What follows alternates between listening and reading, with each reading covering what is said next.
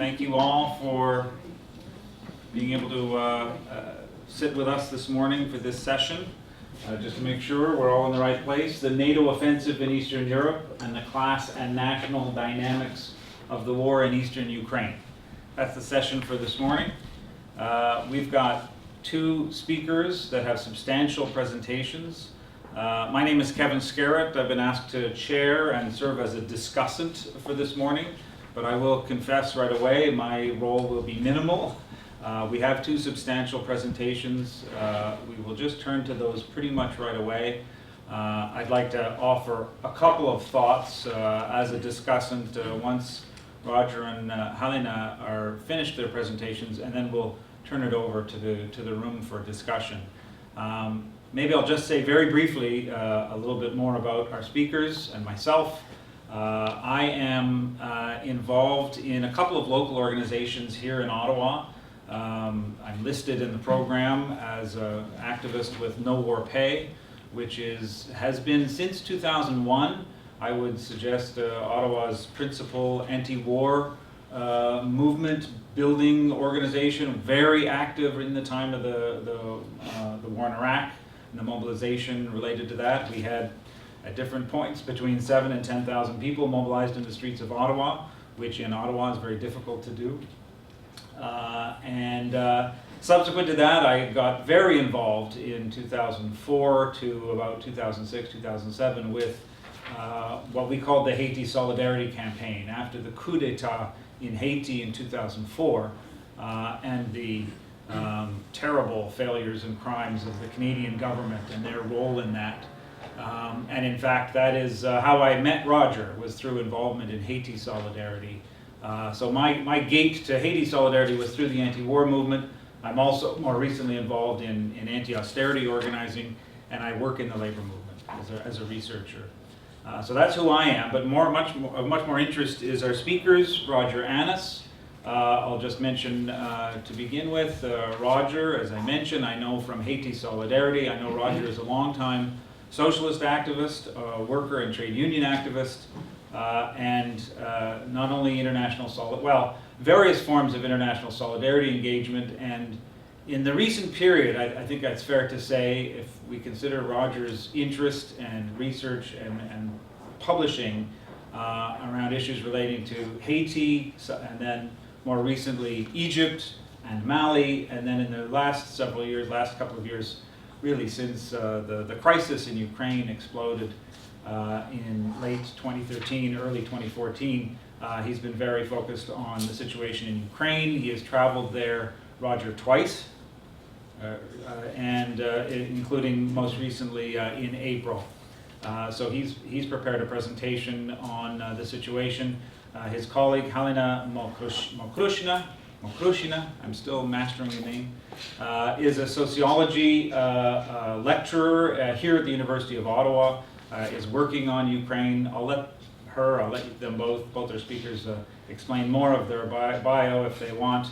Halina and Roger both traveled together to both Russia and Ukraine in April, so they are bringing in their presentations some reports from the ground, from the situation on the ground, and they're both bringing a political analysis of what is unfolding there. I'll only add, to underline, I'd say the importance of this, and the importance of this crisis to me, as someone based here in Canada, is what I see, particularly through the lens that I sharpened, I'd say, in engaging around Haiti, is this is a situation in Ukraine that the government of Canada is deeply implicated in, I would say aggressively implicated in, not only politically, diplomatically, but also militarily. This is an important military front, with Canadian troops and deployments in Ukraine itself now. Initially it was in Eastern Europe, now troops and equipment in the region and in Ukraine itself. For us in the anti-war movement, I would say for us on the left and for socialists, this should be a subject of very deep and serious examination and consideration, and personally, I don't think it has been sufficiently. So hopefully this session will help us turn to that, and we'll turn it over to Roger, I think, right off the bat. So Roger.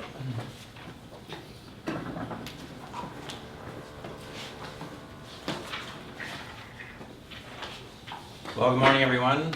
Thanks for being here. Thanks for your interest. Thanks to Kevin for the introduction. As he explained, I come to the issue of Ukraine as an anti-war activist. That's what got me concerned about what I saw taking place there.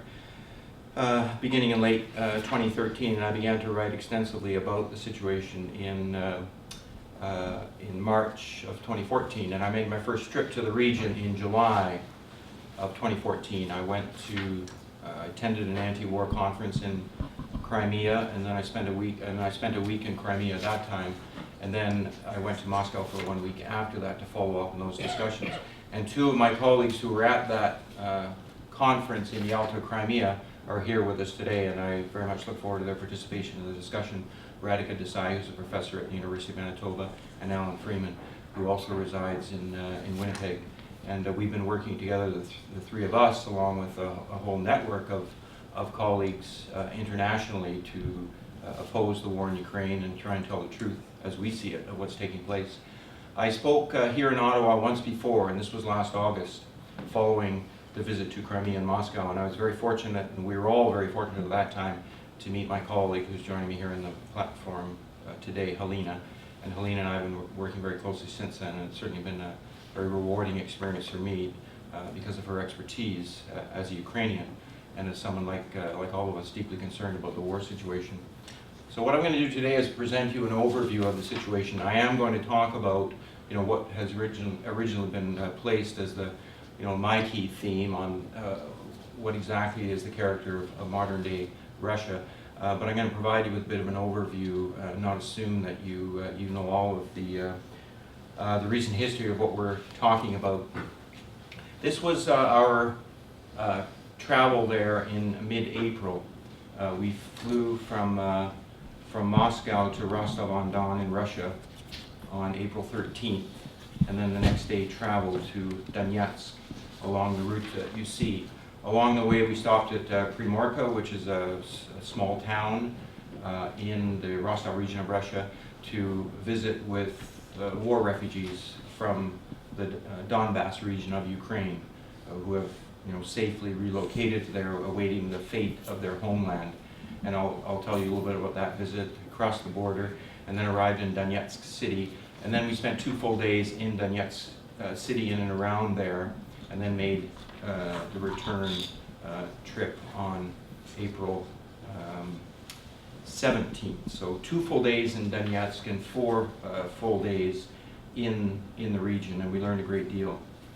The red line I've drawn here is roughly the ceasefire line, and you'll see that in a few more maps that I have, and it's useful for you to know the map. That's the ceasefire. That was the second ceasefire that's been agreed to in eastern Ukraine, this one on February 12th. And so you see the ceasefire line really passes just on the outskirts of the city limits of Donetsk, and specifically close to the airport of Donetsk, which has been destroyed by the Ukrainian army during the course of the war in 2014. And there I've drawn the ceasefire line again for you on the right-hand side. You see what a relatively small part of the territory of Ukraine that we're talking about.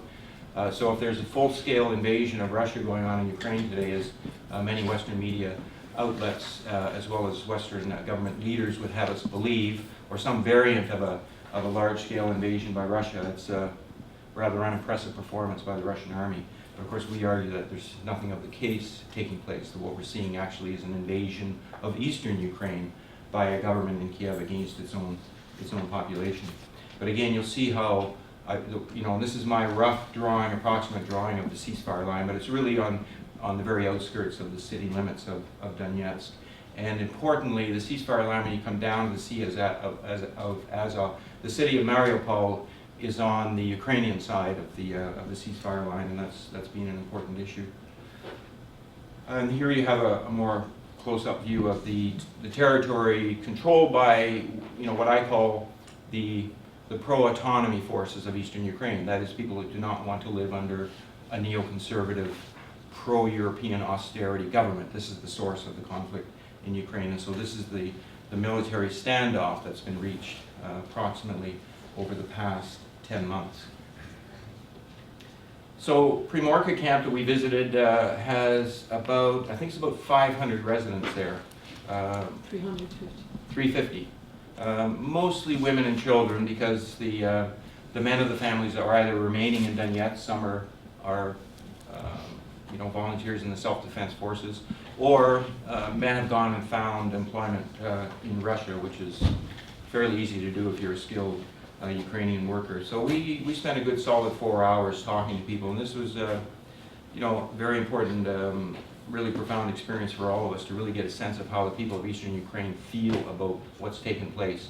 And both Helene and I have written articles, trying to convey what the people of this camp told us about their feelings of this war, how it's happened, how they feel about the 25 or 24 years that they've lived in an independent Ukraine, and their feelings for the future. So it was extremely informative for us all around, and I'll invite you to go and read our articles, which summarized our talks here with the folks in the village, and as I said, their outlook on the future. I mentioned the children who are in school. People are, living as well as could be expected in a war refugee situation. Certainly, well taken care of by the emergency affairs ministry of the Russian government. And then we arrived at Donetsk city, which is a very beautiful city, and we were pleased to see that the center of the city is not that much affected by all of the shelling and bombings and mortars that have characterized this war over the past, more than a year now. Incidentally, in the little mountain that you see in the background is one of the many slag heaps. This is the leftovers from coal mining, which are actually quite bad environmentally for the region, and one of the many tasks that should be getting tackled today, throughout Ukraine instead of wars, tackling, for example, the pretty harsh environmental legacy of 150 years of industrialization of this region in particular, and Ukraine more generally. But that's something to note. Donetsk is a very beautiful city, and I think it's pretty typical of most of the cities of the former Soviet Union. There's a great attention paid to public art, to public space. I was very impressed. I mean, I certainly don't know of a Canadian city that could come close to Donetsk for the beauty of the public spaces, the public art. This walkway is just full of very attractive art displays throughout the gardens and so forth. This is our delegation meeting with the fellow in the center with the tie on is Boris Litvinov. He's the director of the budget committee of the government of the Donetsk People's Republic, and he gave us quite an interesting talk about their budgetary plans, because what's happening in the Donetsk People's Republic, as in Lugansk, is the government is getting on its feet. They're beginning to govern. I'll talk later of what it is exactly they're governing and what their aspirations are, but they're certainly on their feet in doing this. And this is our very strong impression throughout Donetsk of a people and a government very much getting on their feet.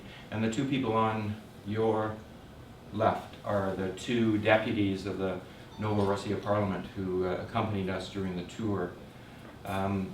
Boris Litvinov, who's pictured here, is also the leader of the Donetsk Communist Party, which is a new party that's been formed distinct from the Ukrainian Communist Party for some very important contemporary reasons. And Helena conducted an interview with him last November, which you can find in her collection of articles that are on the website of the New Cold War, Ukraine and Beyond. There's a whole author page there where all of her writings are compiled. And in the background you see the flag of the Donetsk People's Republic. And you'll find an interview with Alexander Kolesnik published yesterday in Counterpunch, and it's also on the New Cold War website. And it's a very informative interview for explaining the political outlook of many of the people like him in this part of Eastern Ukraine who hold to the vision of what they call a Novorossiya, an historical region of what's now Ukraine, and which has some distinct political aspirations that I'll describe later. In Donetsk, the 2 full days that we were there, we spent quite a bit of time getting out into the neighborhoods that are the most affected by the war.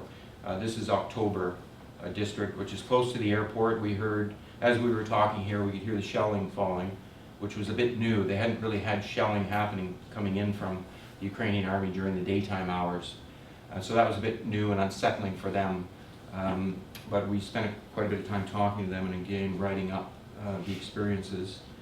They showed us the typical basement, not a bomb shelter, just the basement where people take refuge when the shelling comes uncomfortably close. And you know, this is literally where families, especially kids, during the worst of the fighting last summer, families were spending 24 hours in here with the children. So imagine the trauma of the children, let alone the adults, and living in these very, very harsh conditions. And you know, this is the typical damage you see to housing, well, throughout eastern Ukraine, but in this case, we're on the, as I said, we're on that kind of outskirt of Donetsk city, getting close to the airport. Very widespread, you know, direct shelling of residences, you know, what we call war crimes. The rest, it seems that much of the, well, all of the governments and media of the West have a hard time with that term to describe what Ukraine is doing, but it's certainly our description of what the Ukrainian government is doing against its own civilians in the east of the country. The worst damage we saw was actually outside of Donetsk. It's in the rural areas that surround the city. And actually this village, and I forget the name of it, it was a small agricultural village.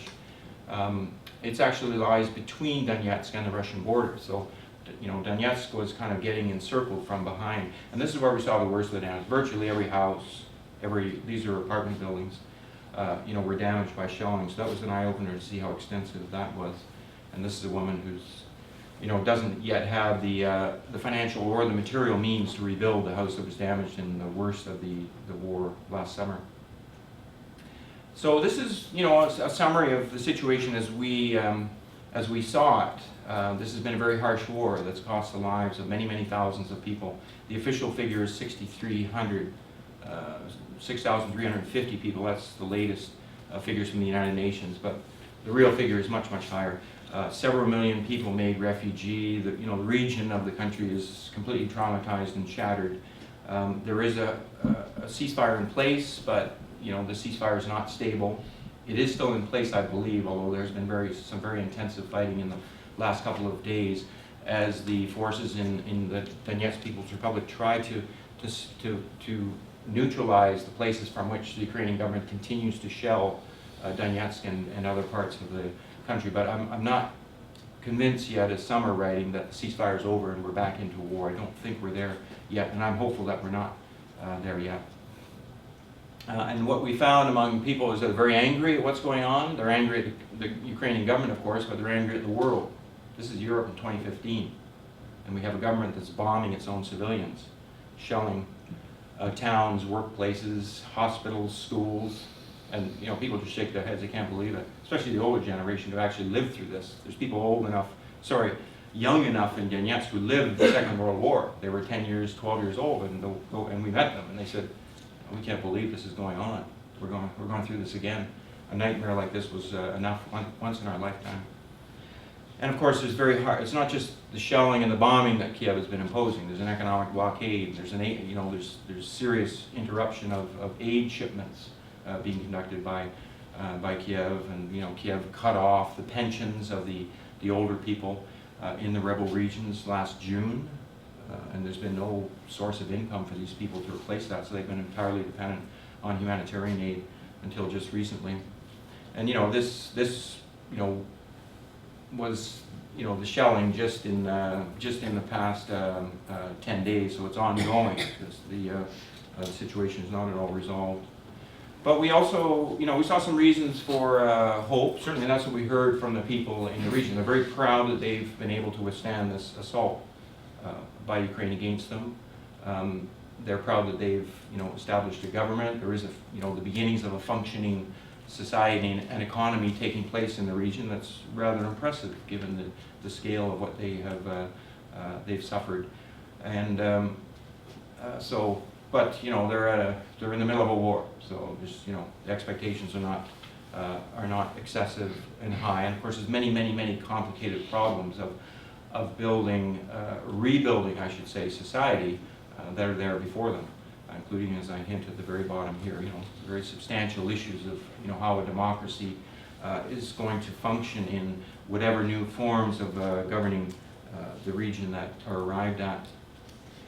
But parallel to this, you know, this war crisis in eastern Ukraine is a very profound social and economic the war crisis in the east of Ukraine is a very profound social and economic crisis throughout the whole of the country. You know, can't understate it enough. This is a country that's on the verge of, the government is on the verge of financial collapse. It depends entirely now on loans coming from the Western financial institutions and governments for its survival, including, this is where the money for waging its war is coming from. You know, the national economy is in free fall because the source of this whole conflict has been this turn by the Ukrainian economic elite towards economic association with Europe. And that has very, very heavy consequences for these long-standing traditional economic ties with Russia. And so, as I cite here, the first 3 months of this year, you know, commerce between Ukraine and Russia has dropped by 64%. That's catastrophic. That's hundreds of thousands of people without work anymore, factories closing, and a completely unknown future, because this is not necessarily something short-term. Unless there's some negotiated resolution of this conflict, including on the economic front, then you know, the future is extremely uncertain. And of course, all of this in the context where we see this, you know, resurgence of the extreme right in Ukraine, which is, you know, the extreme right is present in the government, it's present in the direction of the army of the country, and it's present in the direction of the police of the country. And there are serious attacks on democratic rights that are taking place across the board that are very, very substantive. We cover this on the website newcoldwar.org, and of course many other of the media colleagues who are publishing like we are. So, you know, the information is out there, and it's very substantial, including the use of, you know, some very specific, you know, violent assaults at key moments in this process, including the day before the overthrow of the elected president of Ukraine on February 21st, 2014. We're learning more and more of what's called the Sniper Massacre on Maidan Square, and also of the Odessa Massacre on May 2nd, when largely peaceful protesters against this right-wing neoconservative government in Kyiv were massacred. And in fact, the researcher who's doing the key research on that is right here at the University of Ottawa, Ivan Kachanovsky, who's done some very groundbreaking research, very controversial research, including for him. And one other thing I'll note is the widespread opposition in Ukraine among the young men to military conscription. This is something the new right-wing government brought back in. The Yanukovych government abolished military conscription in 2013 because there was no war foreseen, to say the least. And that was, you know, something which this new government brought back in because, you know, to mobilize the numbers that it thought was needed for the war. And this is extremely unpopular. And there are literally tens of thousands of young Ukrainian men who have fled the country. They've gone to Western Europe, they've gone to other countries in Eastern Europe, and many have gone to Russia, where they're officially welcome. There is a kind of an open door policy in Russia to young men that are fleeing military conscription. You probably know roughly of the events in Maidan Square, the overthrow of the elected president on February 21st, 2014, which opened the door to a fundamental shift in the political direction of Ukraine. And over the course of time now, the rewriting of the history, where the extreme right of Ukraine, including that part of it which collaborated with Nazi Germany during World War II, you know, are becoming, you know, historically the national heroes of the country. It's a profound shift that's taking place at every level in Ukraine. It's economic relations with other countries, the social relations of the country, the role of the government in governing, and the very history of the country is being changed and rewritten as a result of the events in Ukraine. Now, I believe very strongly that this choice that's been forced on the Ukrainian government by this new right-wing government, by the extreme right of Ukraine, and by the European governments is a completely false choice to be imposing on a country. It's as if someone were to come to Canada and say, okay, your future economically here, you have two choices. You can either associate with the United States, or you can associate with, well, whatever it would be, Europe, maybe Asia. So that's your choice. It's not both. You can't have a rounded economy. You must make a sharp choice here. And whatever choice you make is going to have very harsh consequences for you. But that's your choice. It's absurd that a country like Ukraine that is so, you know, integrated to a whole regional economy of Europe, including Russia, to have such a choice forced on it. But that's been what's taking place. This is my view of, you know, what this Maidan or Euromaidan movement was. It was a multi-class a movement of protests that had a lot of very conflicting elements to it. There was an element of genuine sort of frustration and with the whole course of the country since independence, and specifically since the Orange Revolution of 2004-05, which was supposed to solve many of the economic problems of Ukraine, solve many of the problems of the absence of democracy, the domination of the economic elite, what they call oligarchs over the country, and so forth. So, a lot of very authentic and genuine, protests against that, but mixed in with some very, very different political forces as well. A large section of the Ukrainian economic elite who wanted to make this sharp turn to Europe with the conditions that Europe was imposing. Because Europe wasn't saying, have an association with us, and meanwhile, carry on as you like with Russia. No, it's us or them. There's your choice. And of course, a turn to not the Europe of the social democratic 1950s, 60s, 70s, whatever, one could judge that to have been worth. Certainly better than the Europe of today, but no, this is the Europe of austerity. This is the Europe that's given Greece what it has, that we are rather familiar with, and so forth. And then, extremely important in all this is the very forceful intervention by the extreme right of Ukraine in these events. And so in response to the changeover in Kyiv was the rise of what was called the Russian Spring, a peaceful, and I stress that, a peaceful protest movement in its origin in April. People in the East basically emulating what they saw in Kyiv. Okay, they don't like the government, they don't like what's going on, we'll do the same. We'll occupy government buildings and put forward demands for what we want. And so, the Russian Spring movement, unfortunately, was obliged to turn to self-defense against the violent response that was imposed upon them, what's called the anti-terrorist operation by the Kyiv government. These were the key demands of the Russian Spring, eminently reasonable demands, really demanding sort of a constitutional setup for Ukraine, for example, not a lot different than what Canada has. Provincial governments, or regional governments in their case, with substantial powers and so forth. But all of this was refused by force and violence. There were two places in Ukraine that were successful in repelling the force and violence that the new right-wing government in Kyiv sought to impose. And one of them was Crimea. And I don't have time to, discuss it through, but I made notes here, which the simple history of Crimea, I think, explains it all.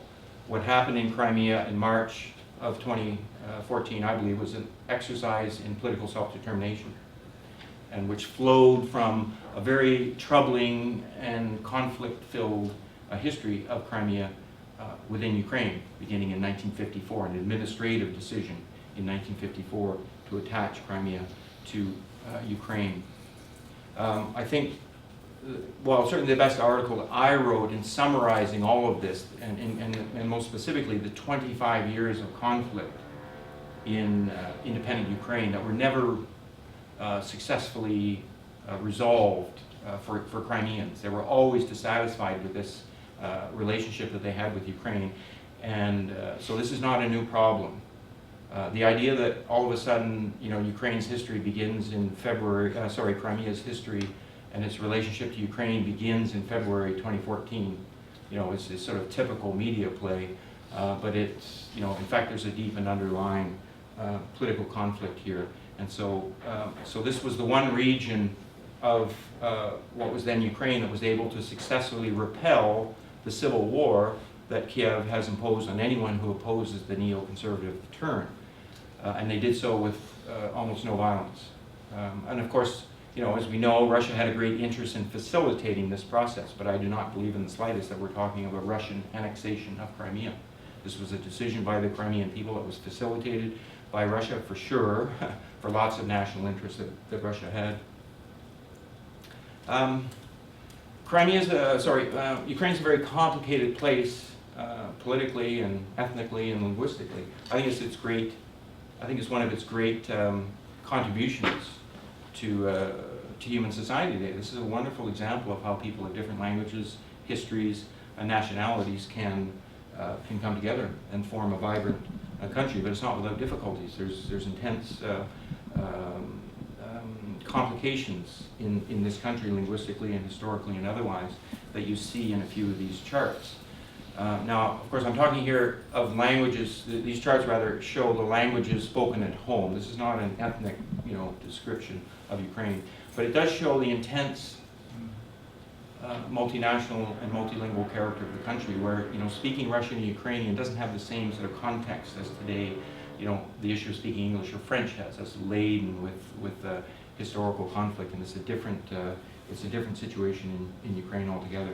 And incidentally, these linguistic numbers and percentages correspond roughly to the politics of the country as well. The people in the center, south and the east of the country, in their majority vote one way, and the people in the center and the west voted another way. It happens to overlap with language, but this is not a linguistic divide. This is a political divide with linguistic and historical overtones and so forth. And so I call Ukraine a very multinational, multilingual country. Has an intense sort of internationalism in the spirit of many of its people, especially in the east of the country. It's a fascinating place, and it's a place that is still suffering and enduring national oppression.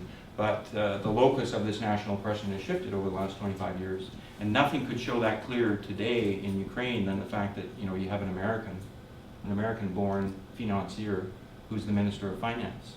The national government of Ukraine has essentially turned the country over to the international financial institutions and to the large governments of Europe and North America. So this is a government which is really, it's ceding the sovereignty of the country. It's a huge concern to the Ukrainian people themselves. And this is one last map. I'll just show you again, coming back to the complexity of the country. This is how Ukraine came together for the first time as an independent country in 1918, under the impulse of the Russian Revolution, which had a very profoundly progressive self-determination thrust to the Russian Revolution, a profoundly progressive appreciation of the importance of respect for language and nationalities, and that's why they were able to forge a successful multinational and multilingual country, overcoming the divisions and so forth. This alone is a fascinating topic, how the country of Ukraine came together in these years, and how, this decision of people of different nationalities and histories and different relations with the different empires of the region. But alas, I don't have time to go into that. I'm going to end with what was supposed to be the theme of my talk, but really I regard the talk here as opening up a discussion that we need to have, and I hope scholars here and elsewhere can do a lot more of the research that I think needs to be done. I don't think enough is being done, and one of those is on this topic of what exactly Russia is today. I think that there's a deeply mistaken view that's argued that today's Russia is what's called imperialist, and I don't think that Russia meets that definition. And I've written here 6 arguments which you can take some time to look at later, hopefully in the filmed broadcast of this, because I don't have time to go through these. But I think each of them by themselves is quite compelling, and when you put the package together, what you arrive at is a country that's very different than the large imperialist countries of the world, the US, Germany, Japan, and so forth. Now Russia is a capitalist country, so some people mistakenly think that because I argue that Russia doesn't at all fit the description of these large imperialist countries, that somehow I'm saying, well, this is now it's a progressive type of country that's different progressively. No, but I think that the existence of Russia and the poly nature of the world economy today, where countries like Russia that are capitalists but not imperialist can have an independent existence and can carve out an independent existence vis-a-vis the large imperialist countries, has profound implications for the people of the world. In Latin America, for example, they're not beholden anymore entirely to the economy of the United States. They have options for their political future, and this is just one of the many consequences of having a proper analysis of Russia and the world. We don't have this knee-jerk phraseology, and in the case of Ukraine, this terribly destructive view, which says that what you have in Ukraine is 2 imperialist powers fighting it out over this country, Russia on the one hand, the United States and NATO and Europe on the other. That's a terribly misleading and confusing way of understanding what's going on in Ukraine, because in this particular case, Russia's actions in the face of the NATO and the European Union and United States political offensive have been defensive in character. Does that mean that Russia is, as I said earlier, all of a sudden this is a progressive power in Europe? Well, no, but we have to look at each circumstance very specifically. And lastly, on point 6, I think this is a really understudied question. What changed in the world after 1945? Probably the most fundamental thing is that the imperialist countries realized they can't run the world anymore with this intense competition going on. They almost lost their world twice through 2 world wars. So they've constructed an entire apparatus of you know, a kind of a consensus rule where yes, they compete and they have their differences and so forth, but they don't enter into these destructive wars against each other. You know, show me something in the slightest bit comparable on the side of Russia with its political and economic alliances similar to NATO. It doesn't exist. So, you know, we're talking about trying to understand the whole world as it's evolved since 1945. That's what underlies this issue of what Russia is and what it's becoming. So I'm going to put this up on the screen later, and I don't have time to go into it, but I think that, you know, these are the 3 options probably that we're likely, you know, that are going to play out, and different parts of them are going to play out with a different focus at different times. But the thing I want to stress here that we learned in Donetsk is this term separatist, or separatism, to describe the ambitions of the people in eastern Ukraine is terribly destructive and misleading, because the people of Ukraine are not separatists. They are fighting for democracy, against austerity, for a social economy, and they're fighting against this Ukraine that they've known and lived with, which is controlled and dominated by the economic elite, the so-called oligarchs. So what does that mean politically for the future? Well, this is what we learned in Donetsk. People are saying, well, we'll see. If we can get some progressive change going on in Ukraine, we can live with that. We can live in a federation with Ukraine. If we continue to have a war against us, well, yeah, we can't be part of a country and a government that makes war on us. All options are open. And interestingly, I mean, one of the reasons why this is such an intense debate in Donetsk is that Russia's made it very clear, contrary to all the propaganda that you read, is Russia's not, you know, won't accept eastern Ukraine into the Russian Federation, which of course many people in eastern Ukraine really regret. They really wish this could be done, but that's the reality that they're faced with. So, you know, I think it's an extremely, you know, interesting but also complicated and convoluted situation. We don't know at all what the end result is, but we know for sure that these labels that falsely describe, you know, in advance what, you know, the goals and the ambitions of people are terribly destructive, and you know, we really need to push back against this simplistic labeling of the struggle. So I'm going to end there, and I look very much forward to hearing Helena, because it's the first time we've been able to talk, and I look forward to your questions and comments during the discussion.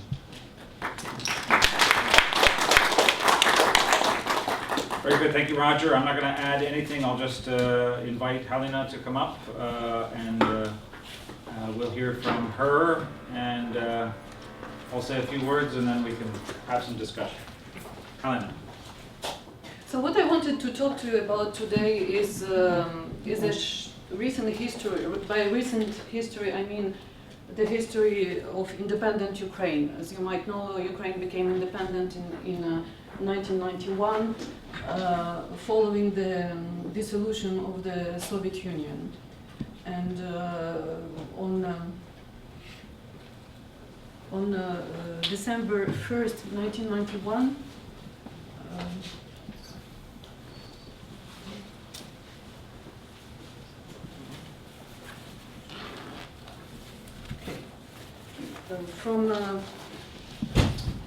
so you know, this split between Western and Eastern Ukraine has been a commonplace knowledge since even prior to the independence of Ukraine, but this split became even more evident when Ukraine became independent.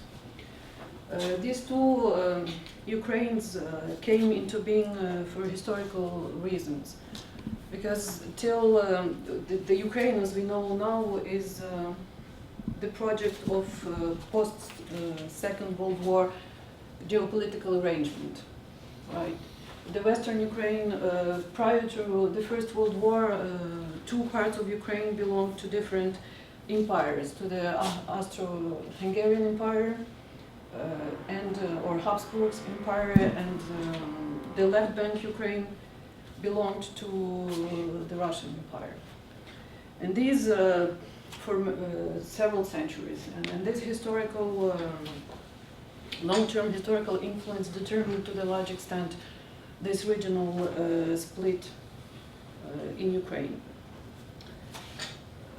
Now, after this First World War, as a result of Versailles treaties, the western part, I'm not sure I have this, the western part of Ukraine, which is Lviv, Ivano-Frankivsk, and Chernivtsi, while Lviv, Ivano-Frankivsk became part of Poland, while Zakarpattia was annexed to the Czechoslovakia, and the Chernivtsi became part of Romania. After the victory of the Soviets after the Second World War, these areas were actually, in 1939, following Molotov-Ribbentrop Pact, the Soviets annexed or joined the Western Ukraine, the regions of Lviv and Frankivsk to the Soviet Ukraine, because they claimed that these are ethnic Ukrainian territories and therefore they have the right to reunite the Western Ukrainian brothers with the Soviet Ukrainian brothers. But they had to, the first, as now this period is termed in the Ukrainian history, the first Soviet occupation lasted for 2 years, and in June of 1941 the Soviet troops retreated. And then they retook the Western Ukraine following, as I said, May 1945. Therefore, this is the current configuration of Ukraine, as I said, is the result of this post-Second World War geopolitical arrangement. And because of this belongings to two different, I will claim, civilizational areas, two different national projects emerged on the territory of Ukraine. Which is based on two different identities. Of course, this is an ideal type, right? You have variations in between, but these are two extremes, so to speak, that embody these two national projects that led to the crisis we see today. We have the Western Ukrainian identity, which is traditionally Europe-oriented because of all of the historical reasons, and we have Eastern Ukrainian identity, which is Russia-oriented. And when you see, I couldn't show all of this, but when you see the sociological surveys throughout the 24 years of Ukrainian independence, you will see consistently that people in Eastern Ukraine choose Russia as a geopolitical ally of Ukraine. And in Western Ukraine, the only really way is, not the only, but they clearly prefer joining the European cultural and economic space. Again, in terms of in Western Ukraine, they value Western individualistic culture versus collectivist values in Eastern Ukrainian identity. National project for Ukraine is a nationalist citizenship, or rather ethnic citizenship, based on ethnicity, while in Eastern Ukraine, and the essence of this project is in Donetsk region, is the civic citizenship. Of course, the issue of language, which is highly divisive in the Western Ukrainian national project, we have a monolingual state, which is Ukrainian, and with the Ukrainian language as the only official language. In the Eastern Ukrainian identity is based on because it's incorporated in the Russian cultural space. Russian language is a very important part of the identity, and Russian language, since Ukraine became independent, the issue of Russian language became the issue in all the political campaigns, in all the debates, and remains highly emotional for all Ukrainians. And finally, we have the symbolical aspect, which is very important in the Western Ukrainian identity. The Second World War was a war between two totalitarian evils, and we see now this narrative that is now dominant in Ukraine, especially since the victory of the Euromaidan.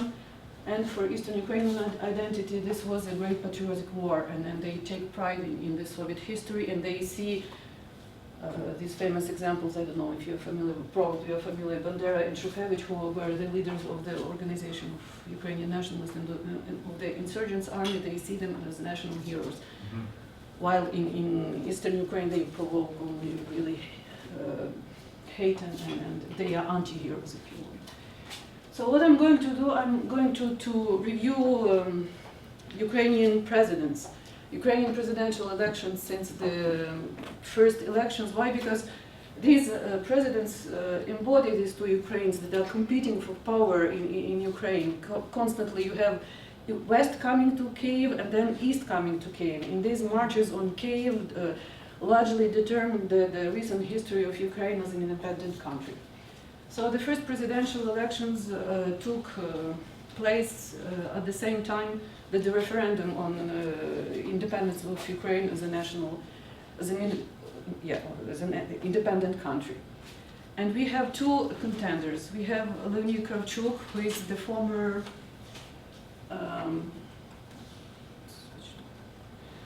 the former communist bureaucrat, right? He was in charge of the ideology department in the Communist Party of Ukraine when Perestroika started. And he's known for this famous quotation, sleeping between the raindrops, meaning that he was very careful not to take a radical position on anything. He was really, you would listen to his interviews, he would give really elusive answers, not really endorsing any side, and he started supporting the movement of national Democrats, especially the Ruch, which is Chernovil was Vyacheslav Chernovil. He's a prominent Ukrainian dissident, anti-communist, who was one of the contenders in the presidential election of December 1st, 1991. But as you see, it's very interesting to see the results. Chernovil was elected the first governor of the Lviv region, which is 70, where he obtained the most number of votes.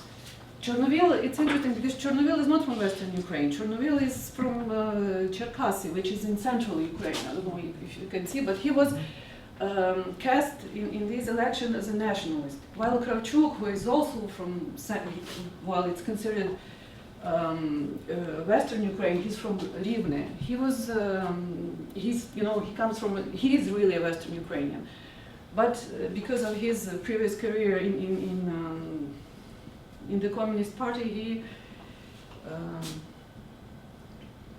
he was endorsed by, and because of his support for national democratic forces, he was presented by the part of national democratic forces as a father of the Ukrainian independence. So as you can see, he obtained the majority of votes in all of the country. Why? Because obviously we are talking about 91, right? And the representative of the Ukrainian dissidents would not have obtained the victory. So a part of this national democratic movement in Ukraine, they were so-called political realists. They figured out that they will have to support Kravchuk, and they have to form some sort of a union with, or a compromise with the communist apparatchik, because otherwise they would not have won. So we have Kravchuk, who has a very, he played, like I said, he was called the father of Ukrainian independence, not for good reasons. Why? Because he was one of the leaders of Russia. He was one of those members, those leaders of the countries who signed the Belovezha Accord. This was an accord between Russia, Belarusia, and Ukraine to dissolve the Soviet Union, which played this following the referendum on the independence. So he really, he said, listen, my people voted, they want an independent country, so we dissolved the Soviet Union. He was also it's not the founder, but he was the first to try to walk this thin line between between Europe and Russia in terms of geopolitical orientation of Ukraine. He tried to, under Kravchuk, Ukraine policy was that Ukraine should become a reliable bridge between Russia and Central Eastern Europe. So what he was really careful not to tipple that balance.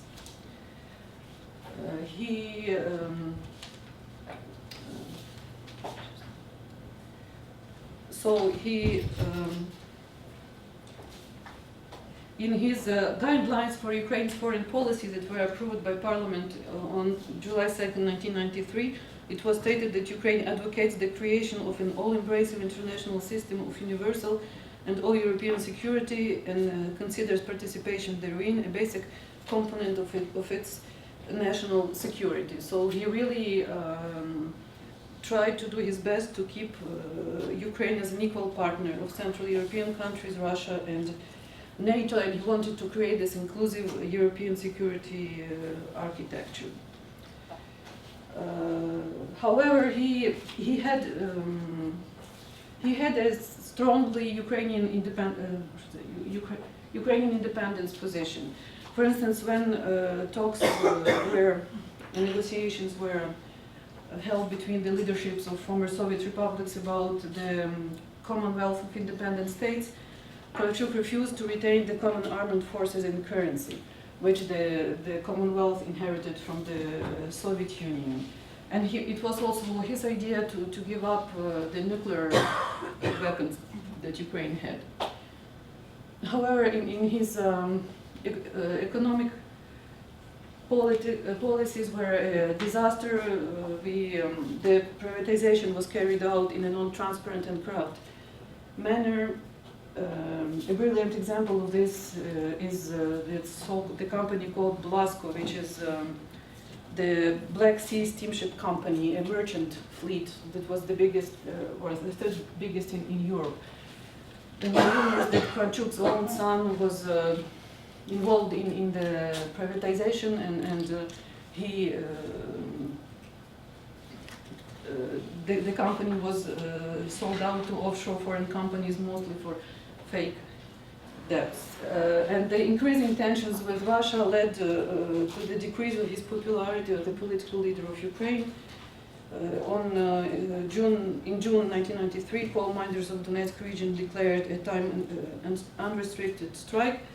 On the base of these strikes, it was decided that new presidential elections are needed in Ukraine, and they took place in summer of 1994. Now in Ukraine, the way the presidential elections are organized, you have the first tour, and two candidates who get the most amount of votes, they pass to the second, to the runoff. So these presidential elections became the first to demonstrate the division of the country in East and West, because this is, you can clearly see the results of these elections. Leonid Kuchma was who represented the so-called Eastern Ukrainian industrial elite, won the election and was supported by the Communist Party of Ukraine also in these elections. Kuchma represent a cohort, what we call red directors. He had a very successful career in the management of Yuzhny machine building plant in Dnipropetrovsk.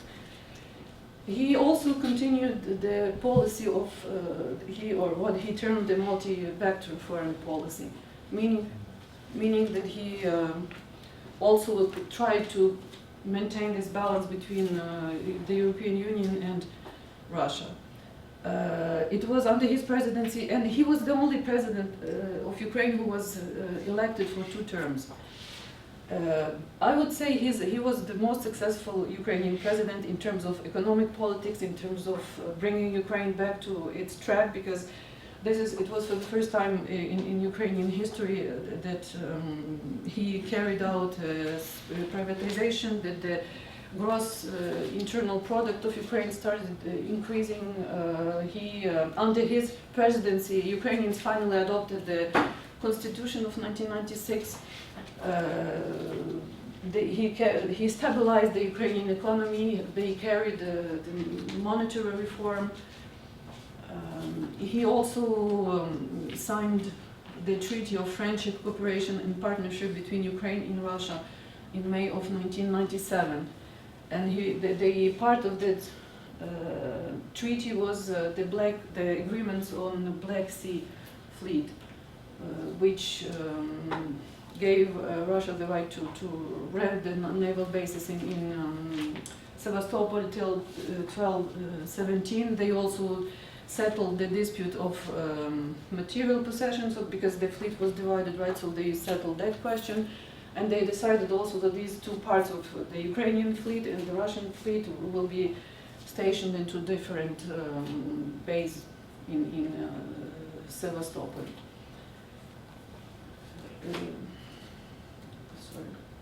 So he also, as I said, followed this multi-vector policy, meaning that Ukraine will become part of the European Union, but he also he was against, not against, but he did not say that Ukraine would join the Euro-Atlantic security structure, meaning NATO. In economy, in 2004 he took out from the military doctrine of Ukraine this disposition that Ukraine would become a member of NATO. However, he had a special partnership agreement with NATO. And in 2002 he stated that Ukraine wanted to sign an association agreement with the European Union, and then he hoped that Ukraine would meet all European Union membership by 2007-2011. In economy, Kuchma was a supporter of comprehensive economic reforms, including reduced subsidies, lifting of price controls, lower taxes, privatization of industry and agriculture, and reforms in currency regulation and banking. And it's under Kuchma that we see emerging this system of oligarchs based on financial industrial groups that determined later the political rivalry in Ukraine. So in 1999 he was re-elected in these elections, and as you can see, this time his main rival was the leader of the Communist Party of Ukraine, Petro Simonenko. And it's funny because this time, as you will see from the maps, the Western Ukraine supported, who in the previous elections voted against Kuchma. This time they supported him wholeheartedly. Why? Because they did not want to see a communist in power. And then Kuchma became entangled in a political scandal called Kuchma-gate, which was related to Kuchma. They termed it Kuchma-gate. It was related to the so-called scandal, cassette scandal. Why? Because the opposition tried to was not one of the contenders who lost in the, I don't know if I have it. Basically, what they wanted, they did. It was a coalition in the parliament led by Alexander Moroz, who was one of the contenders in the presidential elections, and he lost. Anyway, Kuchma became. They started a campaign targeting Kuchma and saying, because of the scandal, if you are interested, I will explain later this. But they started blaming him that he reduced the freedom of press, that he's corrupted, that he ordered the murder of this journalist Gongadze, who became a symbol of journalistic freedom, and who they opened an investigation. They were never able to prove that that Kuchma ordered that murder, but his reputation was tainted. And although it's interesting, but according to the Ukrainian constitution, a president can remain in power, can be elected for 2 terms. However, because of these quarrels with the parliament and the constitutional court was involved, the constitutional court allowed technically Kuchma to run for the 3rd time. But he said that, he respects a democracy in Ukraine and he won't run as a contender in 2004 election. So he withdrew himself and he said that I want to see at Ukraine without Kuchma with you, because the whole campaign by opposition was called Ukraine without Kuchma. So we have 2004 and then we have the famous Orange Revolution, right? We have 2 contenders. We have Yanukovych and we have Yushchenko. And this is where we really see this split very evident in Ukraine, because as you can see, all the what I call Western Ukrainian identity, they vote for Yushchenko, who was seen as the pro-Western candidate, nationalist agenda, and Yanukovych, who embodies this Eastern Ukraine with its who represent basically effective managers of the former industrial basis of Soviet Ukraine. And as you might know, there were two rounds, although in the 2nd round Yanukovych won according to the votes count. However, there were a lot of accusations of fraud. The major European countries did not recognize the results of this vote, so the Constitutional Court voted for this for a rerun. In that rerun, Yanukovych lost to Yushchenko. Now that's interesting because they blamed Yanukovych, they called him a bloody dictator. In that election, later in the interview that he gave in 2009, he stated that back then, during the Orange Revolution, he said to his supporters, "Don't come to Kyiv because I don't want the bloodshed." He said that I didn't want to see Ukrainian corpses floating down the river because of these elections. So Yushchenko comes in power, and his presidency, obviously, he had a successful career as a banker, which won him the trust of the Ukrainians. But he didn't really live up to those expectations. He became known for his disastrous politics, for his constant quarrels with the opposition, with Tymoshenko. And he also, he was later, this is the best characteristics that the former US ambassador to Ukraine, John Teft, gave Yushchenko. Yushchenko discredited himself because of his weakness as a leader, continuous fights with Tymoshenko, who was his ally in the Orange Revolution, for needless hostility towards Russia and his NATO ambitions, because he wanted Ukraine to become part of NATO. And he also, what's interesting, he stated in one of the interviews that in his opinion, Ukraine and because relations with Russia got really very bad under Yushchenko's presidency. He pushed for recognition of the Ukrainian famine as a genocide. He also was in favor of, he tried to reconcile OUN, UVA, which is Ukrainian nationalist insurgency, with the Soviet veterans. It didn't work out. And one of his last actions as the president of Ukraine, he adopted a decree which recognized Bandera, who was the leader of Ukrainian nationalists, as a national hero of Ukraine. And it was the worst possible decision he could have taken, and that decision was condemned by European countries. And so what happens in the next election when he presents as a self-nominated candidate, you see the drop in people's confidence. He obtained 5%. And then we have Viktor Yanukovych from the Party of Regions, who becomes president in 2010. This time he really, he said, we will make sure that they won't steal our victory, because in in 2004, he believed that he should have won. So under Yanukovych, the motto of his Party of Regions, because he was one of the founders of the Party of Regions, and also he had to give up his membership when he became president, was from stability to welfare. He continued Ukraine's course of integration with the European Union. He sort of went back to this general political line that was followed by Kuchma and Kravchuk, that is to create a Europe collective security system with Europe to the west and Russia to the east. He took out the disposition on Ukraine joining NATO that Yushchenko put in priorities of the foreign policy.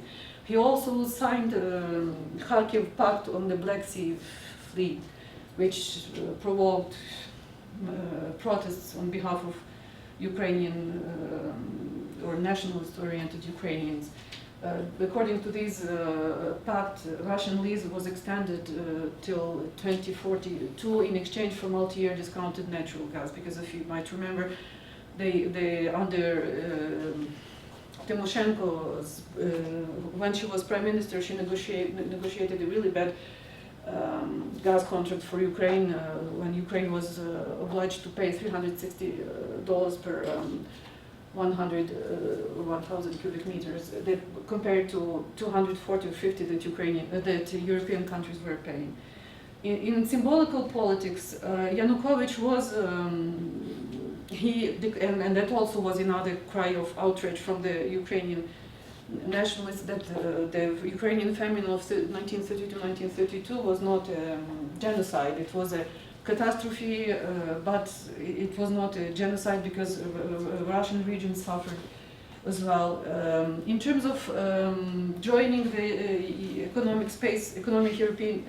economic union with Russia, under his presidency, he asked for Ukraine that Ukraine has a status of associated member as observer in the Eurasian Union, and he called it 3+1 formula, 3 meaning Russia, Belarus, and Kazakhstan, plus Ukraine as a observer. Under his presidency, a language law was adopted in 2012 that granted Russian a status of a regional language, meaning that in regions where not only to Russian but to other languages as well, meaning that in regions where you have an ethnic minority which constitutes more than 10% of the population, and if the population is in favor, then that regional language can be used in public administration, in education. And finally, in November 2013, because of he takes this fatal decision to postpone signing of the association agreement with the European Union, which lead to Euromaidan. So what I hope you know, I was able to show how these, as I said, these two different regional elites, how the Western Ukraine and Eastern Ukraine is trying to gain control over Kyiv. And what we see now is this Western Ukraine who, basically suppressed that other Ukraine, and we see that's what we see unfolding today with Poroshenko's presidency, because Poroshenko is like Yushchenko. Apparently he has this nationalist project for Ukraine, but I checked before I went. I checked the results of in terms of Ukrainians. Trust in Poroshenko, according to a survey that was conducted in March of this year. Poroshenko is supported, that was a survey conducted in regional centers in Ukraine. He has a support, the positive balance, which is that they trust Poroshenko is only in 3 cities out of 17 regional centers in Ukraine. In all the rest, Poroshenko is distrusted. So, thank you. Very good. Thank you, Helena. So, as I said, I'm going to add very little officially listed as a discussant, but one thing I would like to add, because what Helena and Roger both talked about was very focused on what's unfolding in Ukraine, the politics of it, the economics of it. There was very little discussion, almost no discussion of the role that Canada is playing. And I'll be honest, that's my main interest. I think we've got a responsibility to understand what's happening and understand what our government is doing. Rather than presenting on it, I've opted to offer the words of Minister of Defense Jason Kenney. Because as people may know, the military operation, and this is apart from political, diplomatic, all the other, but the military operation that Canada is involved in, a NATO exercise, was in fact expanded and extended in April, just 6-7 weeks ago. And what I'm going to offer, because I think this says an awful lot, and it probably says it better than I could, I'm going to actually share some of the words that Minister Kenney offered at the press conference announcing the expansion of this operation, and also some words from General Lawson, who's the military operator that was also at this press conference. There was representation from the current government of Ukraine at this press conference as well, April 17th, 2015. So Minister Kenney says, sorry, I just have to find it here. Here we are. Good morning. I'm happy to be here to follow up on the Prime Minister's announcement this morning and to discuss plans to further assist the Ukrainian government and people in their efforts to maintain sovereignty, security, and stability in the face of aggression by Vladimir Putin's regime. Since January of last year, the Government of Canada, that's January 2014, because again, this is April 17th, 2015, so 6-7 weeks ago. He says, since January of last year, the Government of Canada has delivered enormous support to the government and people of Ukraine to maintain their territorial integrity against this illegal and unjustified aggression by Vladimir Putin.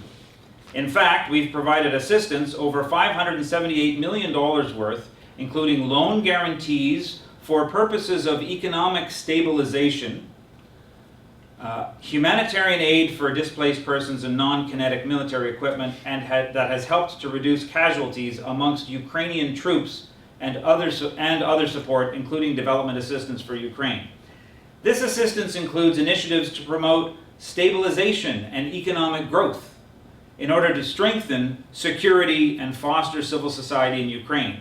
And this past year, Canada donated non-lethal equipment to Ukraine, notably a range of equipment needed for protection, logistics, medical care, goggles, ballistic protective equipment, bulletproof vests. There's a list that goes on. Later in the year, we followed that with a commitment to donate additional non-lethal military supplies, including the delivery of winter gear, and earlier this year we began providing Ukraine with radar satellite images of key strategic points in the eastern Ukraine to assist them in tracking the movement of foreign troops and equipment in their country. That's very interesting. I'm going to skip over a bit. So Canadian Armed Forces personnel will provide training and assistance across a wide range of military skills and areas. This will commence this summer and is in addition to training opportunities offered through our Military Training Assistance Program. This training will begin this year and complement other training opportunities offered through our Training Assistance Program. In response to Vladimir Putin's belligerent actions in Ukraine, we are working in close collaboration with our NATO allies and to maintain the strength and cohesiveness of Euro-Atlantic security. This training will be offered in concert with our like-minded partners. Again, there's another line in relation to Vladimir Putin's belligerence. And then the last paragraph. I should add, of course, that all of this is in addition to our very strong political efforts. As you know, Ukraine is the only European country to receive Canadian international development assistance, helping with greater transparency in its public sector, fighting corruption, and transferring to Ukraine some of Canada's best practices in terms of democratic governance, blah, blah, blah. I just want to underline this emphasis on assistance for growth, assistance for transparency, public sector reform, I think for all of us, these are code words we've seen playing out in, I certainly watched very closely the exact same operation in Haiti, where there was a very specific agenda of neoliberalization, privatization of everything, essentially aggressive austerity being imposed. I'll just add as a final word, just because it gives some practical, like physical detail, this very brief statement that followed from General Tom Lawson, who's got this role. He says at the same press conference, "Thank you very much, Minister, ladies and gentlemen. I'm pleased to be with you to discuss this important announcement and give a few details of Canadian Armed Forces contributions. First of all, permit me to point out, to put these acts of aggression committed by Russia in Ukraine this past year into context. NATO has announced a variety of measures. For 1 year, Canada made an active contribution to these measures by ensuring a presence on the ground, in the air, and on the sea as part of Operation Reassurance. 4 CF-18 Hornets and roughly 135 Canadian troops took part in the police air mission in the Baltic countries beside our NATO allies. The members of the Canadian Army were deployed to Eastern Europe and Central Europe to take part in training exercises. At sea, HMCS Fredericton is currently April, conducting numerous joint operations with NATO allies and has returned from exercises in the Black Sea." Last bit, so turning to today, let me say a little bit about the training mission announced by Minister Kenny. The training will take place primarily at the NATO Partnership for Peace. Oh, that's very nice. Partnership for Peace Training Center in Yavrov, located in western Ukraine, close to the Polish border. This was the first time the troops were actually deployed to Ukraine itself. Armed Forces personnel will provide training assistance in the fields of individual and unit tactics training, military police skills and procedures, etc., etc. I think it's kind of obvious what that's saying, and I'll just underline the Canadian government involvement in Ukraine has essentially cross-party support, including, I would say, again, disturbing support from the federal NDP, the official opposition. I won't read it, but I just found a remarkable statement from Peggy Nash, who has actually intervened in this discussion in a number of ways. She's been on election monitoring missions in Ukraine, so I think she considers herself to be a kind of an expert. I learned from newcoldwar.org that she actually stood on a stage last summer with representatives of Ukraine's far-right right sector group that was fundraising for their paramilitary militias to fight in Ukraine. This is the people that Peggy Nash is sharing stages with comfortably. To my mind, this is something that those of us fighting Canadian militarism, Canadian imperialism, and war-making should be paying attention to, acting on. I think we all know that the anti-war movement has been, in a period of really disturbing weakness and unable to respond to really the last wave of things, Canada's role in Iraq and Syria and so forth. I think this merits some really serious discussion. We had an important movement of opposition to Canada's role in Iraq in 03-04. Some movement against Canada's role in Afghanistan, which was also in part a NATO operation, like Libya, like Ukraine. But Libya, Ukraine, where are we? Where's the anti-war movement? Where's the left? I would say pretty dormant. Pretty dormant. That's my one comment.